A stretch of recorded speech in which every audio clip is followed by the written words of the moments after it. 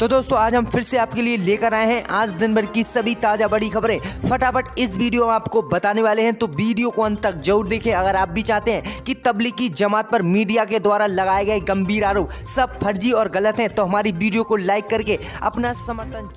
इसी बीच आपको अपडेट करा दें कि भारत में कोरोना वायरस के मरीजों की संख्या कितनी पहुंची है। जी हां दोस्तों, आपको बता दें कि भारत में इस महामारी के मरीजों की संख्या पहुंच चुकी है 14,792।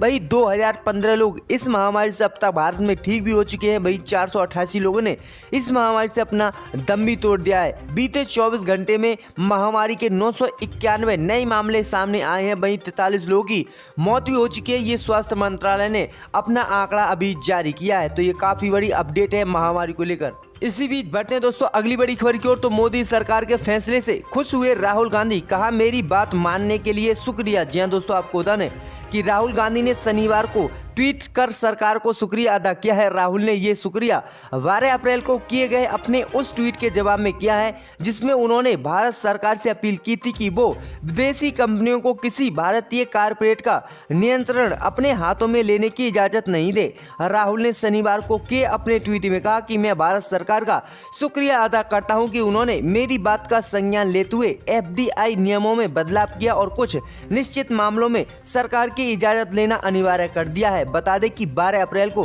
राहुल गांधी ने कहा था कि आर्थिक मंदी ने कई भारतीय कारपोरेट को कमजोर कर दिया है। उन्होंने सरकार से राष्ट्रीय संकट की इस घड़ी में किसी विदेशी कंपनी द्वारा देश के किसी कारपोरेट का नियंत्रण अपने हाथ में नहीं ले पाने को कहा था, जिसके बाद ये अनुरोध राहुल गांधी ने किया था। अब मोदी सरकार ने जैसा राहुल गांधी ने कहा था वैसा ही किया है। तो अब राहुल गांधी ने उनको काफी अच्छी तरह से शुक्रिया अदा किया है। इसी बीच बढ़ते हैं दोस्तों अगली बड़ी खबर की ओर। तो मुंबई पुलिस ने फिल्म अभिनेता एजाज खान को किया गिरफ्तार। जी हां दोस्तों, आपको बता दें कि मुंबई पुलिस ने अभिनेता एजाज खान को गिरफ्तार कर लिया है। एजाज खान के खिलाफ धार्मिक भावनाएं भड़काने और लॉकडाउन के नियमों का पालन न करने का मामला मुंबई के खार पुलिस थाने में दर्ज हुआ है। एजाज खान पर IPC की धारा 188, 153A और 121, 117 के तहत मामला दर्ज किया गया है।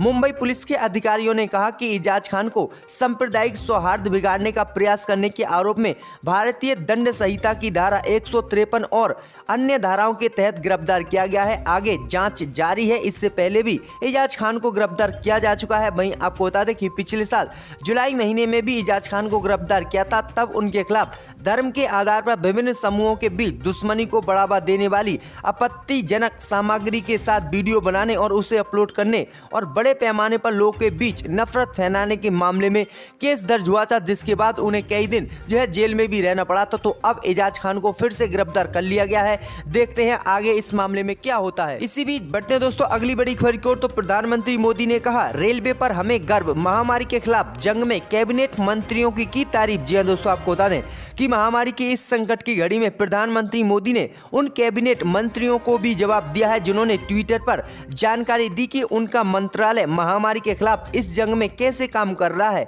इसी दौरान प्रधानमंत्री मोदी ने रेल मंत्री पीयूष गोयल के एक ट्वीट के जवाब में लिखा कि भारतीय रेल की टीम पर हमें गर्व है। वो संकट की इस घड़ी में लगातार हमारे नागरिकों की मदद कर रहे हैं। दरअसल पीयूष गोयल ने इस ट्वीट में बताया था कि लॉकडाउन की वजह से पैसेंजर ट्रेनें तो बंद हैं, लेकिन रेलवे काम कर रहा है। गोयल ने लिखा कि भारतीय रेलवे अपने अथक समर्पण, कठिन परिश्रम और प्लानिंग से राष्ट्र को सुचारू रूप से चलाने में मदद कर रहा है। जिसके बाद प्रधानमंत्री मोदी ने रेलवे डिपार्टमेंट की काफी तारीफ की और कहा कि रेलवे पर हमें गर्व है, महामारी में भी रेलवे कितनी सहायता कर रहा है। इसी बीच बढ़ते हैं दोस्तों अगली बड़ी खबर की ओर। तो कोटा में फंसे छात्रों के लिए बसें भेजे जाने के योगी सरकार के फैसले का मायावती ने किया स्वागत। जी हां दोस्तों, आपको बता दें कि उत्तर प्रदेश सरकार द्वारा राजस्थान के कोटा में फंसे उत्तर प्रदेश के छात्रों को वापस लाने के लिए बसें भेजने के फैसले का शनिवार को बहुजन समाज पार्टी प्रमुख मायावती ने स्वागत किया है। जी हां दोस्तों, आपको बता दें कि शनिवार को बसपा सुप्रीमो मायावती ने ट्वीट कर कहा कि कोचिंग पढ़ने वाले लगभग 7,500 युवकों को लॉकडाउन से निकालने संभालने व उन्हें सुरक्षित घर भेजने के लिए यूपी सरकार ने काफी बसें कोटा राजस्थान भेजी हैं।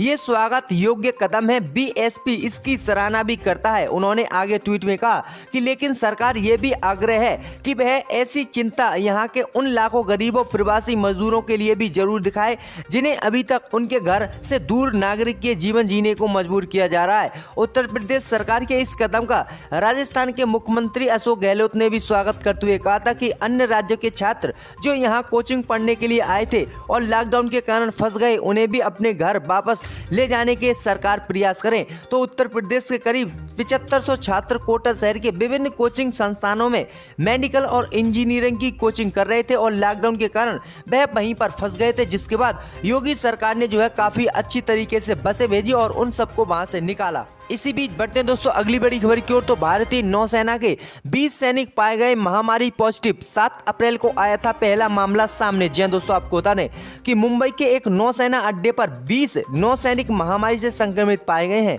INS अग्रे युद्धपोत पर 7 अप्रैल को पहला महामारी पॉजिटिव मामला सामने आया था। नौसेना के अधिकारियों ने बताया है कि इस संक्रमित सैनिक के संपर्क में आए अन्य सभी लोगों की जांच की गई थी, जिसमें 20 लोग पॉजिटिव पाए गए हैं। वहीं आपको बता दें कि भारतीय सेना के लिए यह खतरे की घंटी है कि अब नौसेना के जवान भी जो है इस महामारी से संक्रमित पाए जा रहे हैं। तो ये काफी बड़ा अपडेट है। इसी बीच बढ़ते हैं दोस्तों अगली बड़ी खबर की ओर। तो राष्ट्रीय राजमार्गों पर 20 अप्रैल से शुरू होगी टोल टैक्स की वसूली। जी दोस्तों, आपको बता दें कि मोदी सरकार के निर्देश के अनुसार भारतीय राष्ट्रीय राजमार्ग प्राधिकरण NHAI 20 अप्रैल से राष्ट्रीय राजमार्गों पर टोल टैक्स की वसूली पुनः शुरू करेगा। जी दोस्तों, आपको बता दें कि महामारी के चलते मोदी सरकार ने 26 दिनों की छूट दी थी, जिसमें किसी भी ट्रक या किसी भी वाहन से टोल टैक्स नहीं लिया जा रहा था। लेकिन अब मोदी सरकार ने निर्णय लिया है कि अब जो है फिर से 20 अप्रैल से महामारी के मद्देनजर टोल टैक्स वसूला जाए। जी दोस्तों, आपको बता दें कि सरकार ने महामारी के मद्देनजर लागू राष्ट्रव्यापी प्रतिबंधों के दौरान 25 मार्च से टोल टैक्स की वसूली अस्थायी रूप से रोक लगा दी थी और किसी भी चीज से इसका टैक्स नहीं वसूला जा रहा था। लेकिन अब सड़क परिवहन एवं राजमार्ग मंत्रालय ने NHAI को लिखे नए पत्र में कहा कि केंद्रीय गृह मंत्रालय द्वारा सभी ट्रकों पर व अन्य मालवाहक वाहनों को राज्य के भीतर और राज्य में आवागमन के लिए जो छूट दी गई थी, उसी संबंध में NHAI को गृह मंत्रालय के आदेश का पालन सुनिश्चित करने के लिए जरूरी कार्रवाई करनी चाहिए और टोल टैक्स की वसूली 20 अप्रैल 2020 से फिर से शुरू कर दी जानी चाहिए। यानी अब जो है 20 अप्रैल से फिर से ये शुरू कर दी जाएगी, क्योंकि मोदी सरकार ने 26 दिनों के लिए टोल टैक्स वसूली पर छूट दी थी और किसी से भी 26 दिनों तक कोई भी टोल टैक्स नहीं वसूला गया था किसी वाहन से। लेकिन अब मोदी सरकार ने यह फैसला किया है कि अब फिर से जो है 20 अप्रैल से टोल टैक्स शुरू किए जाए और वसूली की जाए। तो ये काफी बड़ा अपडेट है। इसी बीच बढ़ते हैं दोस्तों अगली बड़ी खबर की ओर। तो दिल्ली में एक ही परिवार के 26 लोग महामारी संक्रमित। सीएम केजरीवाल ने जाहिर की चिंता। जी दोस्तों, आपको बता दें कि दिल्ली में जहांगीरपुरी में एक कंटेनमेंट जोन में एक ही परिवार के 26 लोग महामारी संक्रमित मिले हैं। दिल्ली के मुख्यमंत्री अरविंद केजरीवाल ने शनिवार को प्रेस कॉन्फ्रेंस में ये जानकारी दी है। केजरीवाल ने कहा कि जहांगीरपुरी में एक ही कंटेनमेंट जोन के वहां पर कल एक ही कुनबे के 26 लोगों में महामारी मिला है। उन्होंने कहा कि सभी के पास में घर थे और वह आपस में एक दूसरे के घर आ जा रहे थे।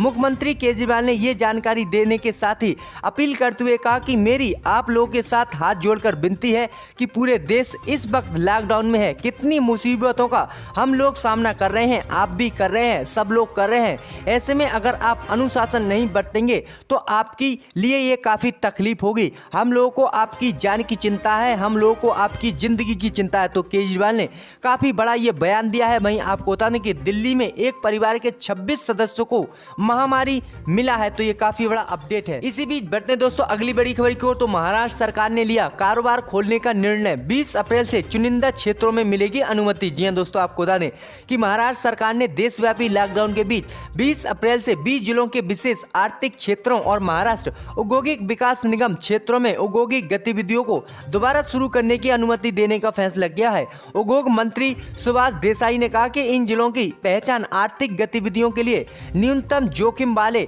रूप में की गई है, क्योंकि यहाँ महामारी संक्रमण के मामले सबसे कम है। उन्होंने कहा कि इस प्रस्ताव पर अंतिम फैसला मुख्यमंत्री उद्धव ठाकरे करेंगे। जी हां दोस्तों, आपको बता दें कि ये काफी बड़ा फैसला ले सकती है महाराष्ट्र सरकार 20 अप्रैल को। इसी बीच बढ़ते हैं दोस्तों अगली बड़ी खबर की ओर। तो केंद्रीय स्वास्थ्य मंत्री हर्षवर्धन ने कहा मरीजों को लौटाने वाले अस्पतालों के खिलाफ की जाएगी कड़ी कार्रवाई। जी हां दोस्तों, आपको बता दें कि महामारी के संक्रमण के अलावा अन्य गंभीर बीमारियों के मरीजों को इलाज के बगैर वापस लौटाए जाने की कई शिकायत मिलने पर केंद्रीय स्वास्थ्य मंत्री हर्षवर्धन ने कहा है कि यदि ऐसे किसी भी मरीज को इलाज किए बिना वापस लौटाया जाता है तो इस मामले में अस्पताल और स्वास्थ्य कर्मी के खिलाफ कड़ी कार्रवाई की जाएगी। उन्होंने दिल्ली के उपराज्यपाल अनिल बैजल, स्वास्थ्य मंत्री सत्येंद्र जैन और यहां के प्रमुख केंद्रीय अस्पतालों के, दिल्ली सरकार के अस्पतालों के चिकित्सा अधीक्षकों और एमसीडी के नगर आयुक्तों को वीडियो कॉन्फ्रेंसिंग के जरिए हुई बैठक में ये बात कही है। जी हां दोस्तों, आपको बता दें कि हर्षवर्धन ने कहा कि उन्हें फोन,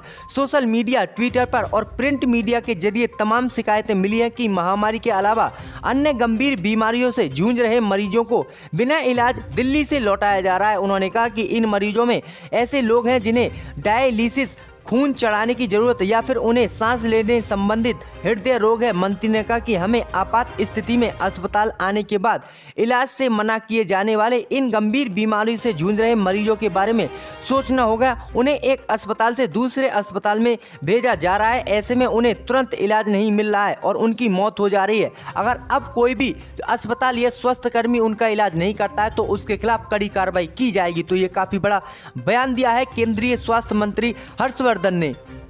मगर मैं दोहराना नहीं चाहता, मैंने ये भी देखा था 2006 में कि एक एमपी ने यहां पर आकर अपने फाइल डिप्टी स्पीकर पर फेंक दिए, वो भी हमने देखा था और वो उस वक्त कौन थे हम जानते हैं।